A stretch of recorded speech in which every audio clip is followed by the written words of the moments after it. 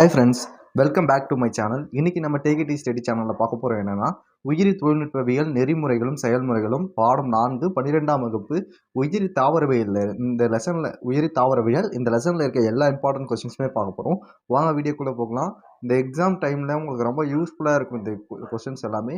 So video ஃபுல்லாக skip பண்ணாமல் பாருங்கள். அதுக்கு முன்னாடி நீங்களும் நம்ம சேனல் சப்ஸ்கிரைப் பண்ணலாம் அப்படின்னு சப்ஸ்கிரைப் பண்ணிங்க. அப்போ தான் நம்ம இது போல் நிறைய வீடியோஸ் போடுவோம். அது எல்லாமே வரும்.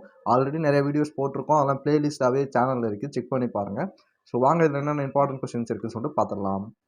உயிரி தொழில்நுட்பவியல் நெறிமுறைகளும் செயல்முறைகளும் இந்த கற்றல் நோக்கங்கள்லாம் படிச்சுக்கங்க. இதில் வந்து உயிரி தொழில்நுட்பவியலின் வளர்ச்சி, இது எப்போ எப்படிலாம் வளர்ந்து வந்தது அப்படின்ற வரலாறு கொடுத்துருப்பாங்க. ஸோ அதை ஃபுல்லாக பார்த்துக்குங்க. இதில் வந்து நவீன உயிரி தொழில்நுட்பவியல் இருக்குல்ல, இதில் நிறைய 1 மார்க்ஸ் கேட்பாங்க அடிக்கடி. ஸோ அதனால் அதை ஃபுல்லாக பார்த்துக்குங்க. அதில் வந்து அதுக்கப்புறம் வந்து நொதித்தல்னா என்ன, நொதித்தல் இருக்குது பாருங்கள், நொதித்தல்னா என்ன, அப்புறம் வந்து நொதிகள்னா என்ன, நுண்ணுயிரி உட்புக்கள், அது மாதிரி நிறையா இருக்குல்ல, இது எல்லாமே கேட்பாங்க. செயல்முறை பொறியியல் அப்படின்னா என்ன அப்படின்னு சொல்லிட்டு 2 மார்க்கில் அடிக்கடி கேட்பாங்க. ஸோ இதெல்லாம் பார்த்துக்குங்க. நெக்ஸ்ட் இந்த அட்டவணை பார்த்து தெரிஞ்சுக்கங்க, இது கொஞ்சம் முக்கியம்தான். இதில் வந்து முக்கிய ரெண்டாவது வந்து வரலாற்று பார்வையில் அப்படின்னு சொல்லிட்டு ஒரு பாக்ஸ் கொடுத்துருக்காங்க பாருங்கள், இதுவுமே பார்த்துக்குங்க. இது வரலாறு ஃபுல்லாக இதில் கவர் பண்ணியிருப்பாங்க, எப்போ என்னென்ன நடந்துருச்சு அப்படின்றதெல்லாம். அப்புறம் வந்து பாரம்பரிய உயிர் தொழில்நுட்பவியல், இதில் வந்து உயிரி வினைக்கலன் அப்படின்றது இம்பார்ட்டன்ட் கொஸ்டின். நொதித்தல்,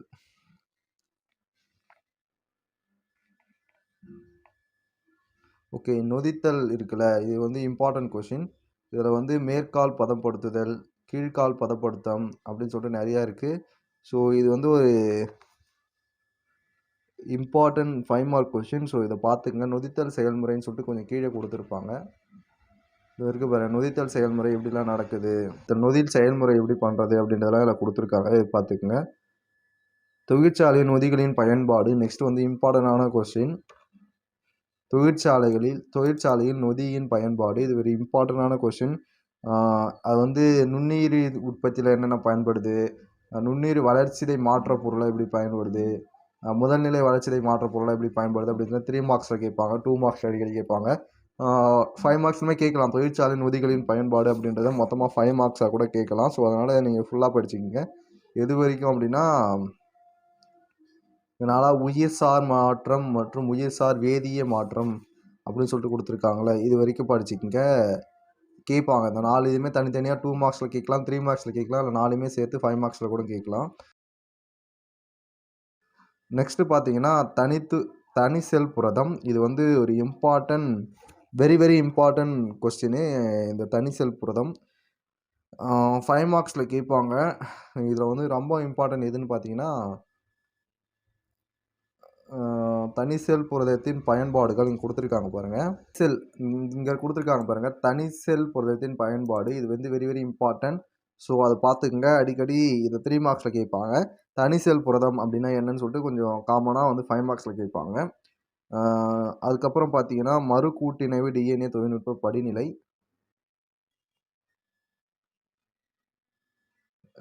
மறு கூட்டிணைவு டிஎன்ஏ தொழில்நுட்பத்தின் படிநிலை, இது வந்து பார்த்தீங்கன்னா ஒரு இம்பார்ட்டன்ட் 5 மார்க் கொஸ்டின். ஸோ இதை பார்த்துக்குங்க. நெக்ஸ்ட்டு கொஸ்டின் பார்த்தீங்க அப்படின்னா, தடைக்கட்டு நொதிகள் அப்படின்னா என்னன்னு சொல்லிட்டு கேட்பாங்க. இந்தாண்டே இருக்குது பாருங்கள், தடைக்கட்டு நொதிகள்னால் என்னன்னு சொல்லிட்டு இதில் கொடுத்துருப்பாங்க. இங்கே கொடுத்துருக்காங்க பாருங்கள், ஒரு நொதி டிஎன்ஏ உடன் மொத்த தொகுதியை சேர்கிறது, மற்றொரு நொதி டிஎன்ஏ துண்டை அப்படின்னு இருக்குல்ல, இதுதான் அந்த தடைக்கட்டு நொதினா என்னன்னு சொல்லிட்டு இதுதான் கேட்பாங்க. ஸோ அது வந்து இம்பார்ட்டன்ட் கொஸ்டின், அதை பார்த்துக்குங்க. தடைக்கட்டு நொதிக்கு வந்து பின்னாடி இந்த பாக்ஸ்லாம் முக்கியம். ஸோ இது கொஞ்சம் இம்பார்ட்டண்டான கொஸ்டின், பார்த்துக்குங்க. நெக்ஸ்ட்டு வந்து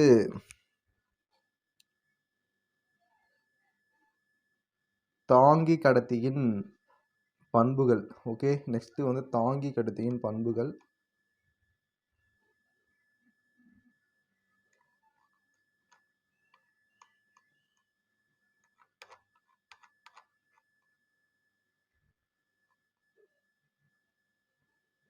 இது வரைக்கும் பாருங்கள், பேஜ் நம்பர் 91 இருக்குது, தாங்கி கடத்தியின் பண்புகள். ஸோ அதுவுமே இம்பார்ட்டன்ட் கொஸ்டின், அதையுமே பார்த்துக்குங்க. அது எத்தனை மார்க் கொஷின் பார்த்தீங்கன்னா, தாங்கி கடத்தியின் பண்புகள் வந்து அடிக்கடி கேட்குற கொஷின் 5 மார்க் கொஷின். ஸோ அத பார்த்துக்கங்க. அடுத்து வந்து தாங்கி கடத்தியின் வகைகள். இதுவரைக்கும் பாருங்க. நெக்ஸ்ட் பக்கத்துல பேஜ் நம்பர் பார்த்தீங்கன்னா 92. நான் எல்லாமே லைனா தான் சொல்லிட்டு வரேன். ஸோ அதனால நீங்க பேஜ்ல லைனாவே பார்த்தீங்கன்னா தெரியும்.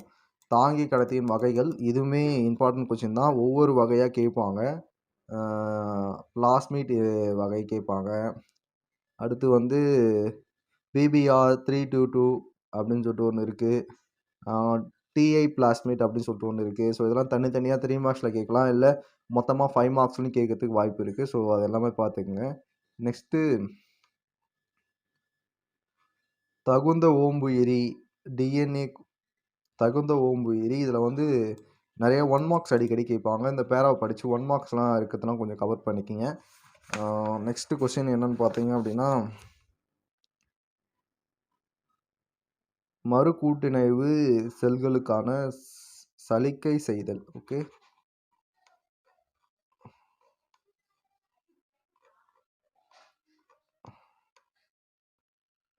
பேஜ் நம்பர் பார்த்தீங்கன்னா 97. மறு கூட்டிணைவு செல்லுக்கான சலிக்கை செய்தல். இது வந்து ஒரு இம்பார்ட்டண்டான 2 மார்க் கொஸ்டின். அப்படின்னா என்னன்னு கேட்பாங்க. ஸோ அதை பார்த்துக்குங்க. நெக்ஸ்ட்டு பார்த்தீங்க அப்படின்னா,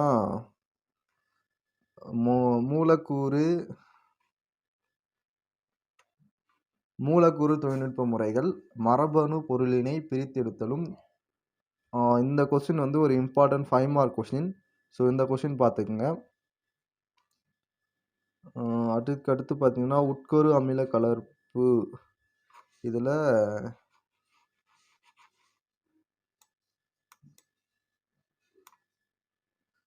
ஒற்றியெடுப்பு தொழில்முறைகளின் வகைகள் இருக்குல்ல, ஒற்றியெடுப்பு முறையில் என்னென்னலாம் இருக்குது அப்படின்னு சொல்லிட்டு கேட்பாங்க. இது ஒரு இம்பார்ட்டன்ட் 3 மார்க் கொஸ்டின் அடிக்கடி வரும். சம்டைம்ஸ் 5 மார்க்ஸ்லையும் கேட்கலாம். ஸோ அதை ஃபுல்லாக பார்த்துக்குங்க. நெக்ஸ்ட்டு வந்து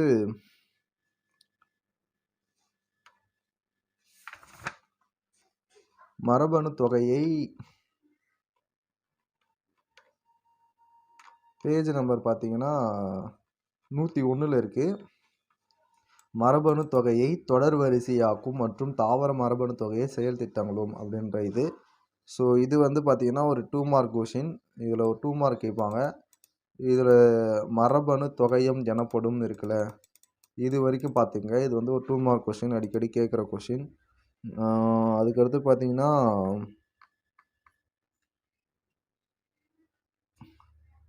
கிளைசேட் களைக்கொல்லி பற்றி ஒரு கேள்வி. களைக்கொல்லி எதிர்ப்பு தன்மை இது வரைக்கும் பாருங்க. களைக்கொல்லி எதிர்ப்பு தன்மை இருக்கு பாருங்க. இதில் வந்து இந்த கிளைசேட் களைக்கொல்லி பற்றி அடிக்கடி கேட்பாங்க. அது வந்து 2 மார்க் கொஷின். ஸோ அதை பார்த்துக்குங்க. இப்போ பாஸ்போர்ட் களைக்கொல்லி எதிர்ப்பு, வாஸ்டா களைக்கொல்லி எதிர்ப்பு. இது வந்து ஒரு இம்பார்ட்டன்ட் கொஷின். இது வந்து பூச்சிகள் எதிர்ப்பு தன்மை இருக்கு பாருங்க. பிடி பயிர்கள். இந்த பிடி பயிர் அடிக்கடி வரும். 3 மார்க்ஸ், 2 மார்க்ஸு, 5 மார்க்ஸ் எல்லாத்துலேயுமே வரும். பிடி பயிர் நிறையா இருக்குது. பிடி பருத்தி இருக்குது, பிடி கத்திரிக்காய் இருக்குது. அப்புறம் வந்து பார்த்திங்கன்னா தரகு கடுகு கலப்பினம் இருக்குது பிடிலேயே. அதுக்கப்புறம் வந்து ஃப்ளவர் சேவர் தக்காளி. ஸோ இதுவுமே இம்பார்ட்டன்ட் கொஷின் தான். இதுவுமே பார்த்துக்கங்க. ஃப்ளவர் சேவர் தக்காளி இதுவுமே கேட்பாங்க. அப்புறம் வெண்ணிற அரிசி. இது வெரி வெரி இம்பார்ட்டன்ட் கொஷினு. வெண்ணிற அரிசி இது வரைக்கும் பாருங்கள். வெண்ணிற அரிசி 105. So very very important 5 mark question. இதில் வந்து மரபணு மாற்றப்பட்ட உணவுகளின் நன்மைகள், ஆபத்துக்களாக நம்பப்படுபவை, இதெல்லாம் இருக்குல்ல, இதெல்லாம் பார்த்துக்குங்க. இம்பார்ட்டன்ட். இந்த கொஷின் வந்து பொன்னிற அரிசி, உயிர் வழி ஊட்டம் சேர்த்தல். இந்த இது வந்து very very important 5 mark question. So இது ஃபுல்லாக பார்த்துக்குங்க. நெக்ஸ்ட்டு வந்து பாலிஹெட்ரோபேட் அப்படின்னு இருக்குல்ல, இதுவுமே இம்பார்ட்டன்ட் தான். ஸோ இதெல்லாம் 2 மார்க்ஸ் கேட்பாங்க. பச்சை மலிர்வெளி புரதம் அப்படின்னு இருக்குல்ல, இதுவுமே இம்பார்ட்டன்ட் தான். ஸோ இதுவுமே பாருங்கள். நெக்ஸ்ட்டு உயிரி மருந்தகத்தில் வந்து 2 மார்க் கேட்பாங்க. உயிரி மருந்தகம்னா என்ன அப்படின்னு சொல்லிட்டு 2 மார்க் கேட்பாங்க. அது பார்த்துக்குங்க. நெக்ஸ்ட்டு வந்து உயிரி வழி திருத்தம். உயிரி வழி திருத்தம் இதில் வந்து பார்த்தீங்கன்னா இம்பார்ட்டன்ட் எதுன்னு பார்த்தீங்கன்னா உயிர் வழி திருத்தத்தினுடைய வரம்புகள் என்னென்ன வரம்புகள் இருக்குது அப்படின்னு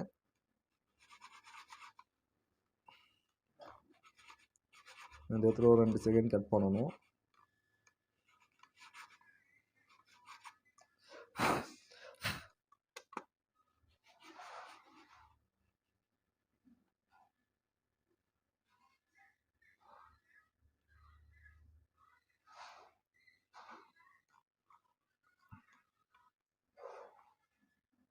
இதோ இருக்கு பாருங்க.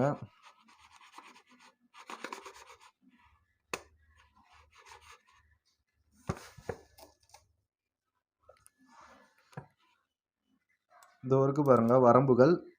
இதோ இருக்கு பாருங்க வரம்புகள். இதுதான் வந்து இம்பார்ட்டன்ட். ஸோ அதையுமே பார்த்துக்குங்க. நெக்ஸ்ட் வந்து உயிரி எரிபொருள் பயோஃபியூல். உயிரி எரிபொருள் இதுவுமே இம்பார்ட்டன்ட் கொஸ்டின். 3 மார்க்ஸில் அடிக்கடி கேட்பாங்க இந்த உயிரி எரிபொருள் பற்றி. உயிர் வளம் நாடல், உயிரி பொருள் கொள்கை இது வந்து அடிக்கடி கேட்குற 2 மார்க் கொஸ்டின். ஸோ இது பார்த்துக்குங்க. நெக்ஸ்ட் வந்து உயிர் தொழில்நுட்பத்தின் பயன்பாடுகள். உயிரி தொழில்நுட்பத்தின் பயன்பாடுகள் என்னென்ன இருக்குது அப்படின்னு சொல்லிட்டு பாருங்கள். இம்பார்ட்டண்டான 5 மார்க் கொஸ்டின் அது. ஸோ நிறையா கொடுத்துருப்பாங்க. ஃபுல்லாக பாருங்கள். இதோட இது லாஸ்ட் கொஸ்டின். இதில் முடியுது. நெக்ஸ்ட்டு பாட சுருக்கம் வந்துடுச்சு. இந்த பாட சுருக்கம் ஃபுல்லாக படித்து பாருங்கள். உங்களுக்கு இந்த பாடம் ஃபுல்லாக என்ன சொல்லியிருந்தாங்கன்றதை சுருக்கமாக கொடுத்துருப்பாங்க. உங்களுக்கு இது ரொம்ப யூஸ்ஃபுல்லாக இருக்கும். நெக்ஸ்ட்டு வந்து இந்த கொஸ்டின்ஸ்லாம் உங்கள் ஆன்சர் தெரியும்னு நினைக்கிறேன். தெரியல அப்படின்னா கமெண்ட் செக்ஷனில் சொல்லுங்கள். கண்டிப்பாக நம்ம நெக்ஸ்ட் வீடியோஸ் போட்டுடலாம். அவ்வளோதான் ஃப்ரெண்ட்ஸ் இந்த வீடியோ. வேறு என்ன டவுட்ஸ் இருந்துச்சுன்னா கமெண்ட் செக்ஷனில் கேளுங்க. கண்டிப்பாக நான் ரிப்ளை பண்ணுறேன். உங்களுக்கு வேறு என்ன மாதிரியான வீடியோஸ் வேணும் அப்படின்றலாம் கூட நீங்கள் கமெண்ட்ஸில் சொல்லலாம். அந்த வீடியோ உங்களுக்கு பிடிச்சிருக்கும்னு நம்புகிறேன். பிடிச்சிருந்துச்சுன்னா இந்த வீடியோக்கு ஒரு லைக் கொடுத்துங்க. அப்போ தான் நான் நெக்ஸ்ட் வீடியோஸ் பண்ணுறதுக்கு எனக்கு இது ஒரு மோட்டிவேஷனாக இருக்கும். நெக்ஸ்ட்டு வந்து நீங்கள் இன்னும் நம்ம சேனலை சப்ஸ்கிரைப் பண்ணிங்க. கூட ஒரு பெல் ஐக்கானை கிளிக் பண்ணி ஆல் செலக்ட் பண்ணி வச்சுங்க. அப்போ தான் இது போல் போகிற ஒவ்வொரு வீடியோ உங்களுக்கு இன்ஸ்டன்ட் நோட்டிஃபிகேஷனாக வரும். ஓகே ஃப்ரெண்ட்ஸ், அதோட நினைச்சு பார்க்கலாம். உங்களுக்கு வேறு என்ன டவுட்ஸ் இருந்துச்சுன்னா கண்டிப்பாக கமெண்ட்ஸில் கேளுங்க. கண்டிப்பாக நான் ரிப்ளை பண்ணுறேன். டாடா பபாய். ஹாய் ஃப்ரெண்ட்ஸ், இந்த வீடியோவில் பயிர் பெருக்கம், அதாவது 12ஆம் வகுப்பு உயிரி தாவரவியலில் இருக்க 9வது பாடம் பயிர் பெருக்கம். இதில் இருக்க இம்பார்ட்டன்ட் கொஸ்டின்ஸ் எல்லாம் பார்க்க போகிறோம். வாங்க வீடியோக்குள்ளே போகலாம். அதுக்கு முன்னாடி நீங்கள் நம்ம சேனல் சப்ஸ்கிரைப் பண்ணிங்க. கூட ஒரு பெல் ஐக்கானை கிளிக் பண்ணி ஆன் செலக்ட் பண்ணி வச்சுங்க. அப்போ தான் இது போல் போகிற ஒவ்வொரு வீடியோ உங்களுக்கு இன்ஸ்டன்ட் நோட்டிஃபிகேஷனாக வரும். வாங்க வீடியோக்குள்ளே போகலாம். ஃபஸ்ட்டு எடுத்தோட கற்றல் நோக்கங்கள் பார்த்துக்குங்க. அதுக்கப்புறம் பார்த்தீங்கன்னா இந்த அறிமுகம்லாம் படிச்சிங்க. நெக்ஸ்ட் 2வது பக்கம் திருப்பிங்க அப்படின்னா வேளாண்மையின் தோற்றம். வேளாண்மை எப்போ தோன்றுச்சு அப்படின்றத கொடுத்துருப்பாங்க. இது 1 மார்க்கில் கேட்க சான்ஸ் இருக்குது, பார்த்துங்க. வேளாண்மையின் வரலாறு, அது என்னென்ன வரலாறு இதெல்லாம் பார்த்துக்குங்க. நெக்ஸ்ட் உங்களுக்கு தெரியுமா அப்படின்னு சொல்லிட்டு ஒரு பாக்ஸ் கொடுத்துருக்காங்க. இந்த பாக்ஸ் ரொம்பவே முக்கியம். ஸோ அந்த பாக்ஸ் ஃபுல்லாக படிங்க. அடுத்து உயிரி உரங்கள்.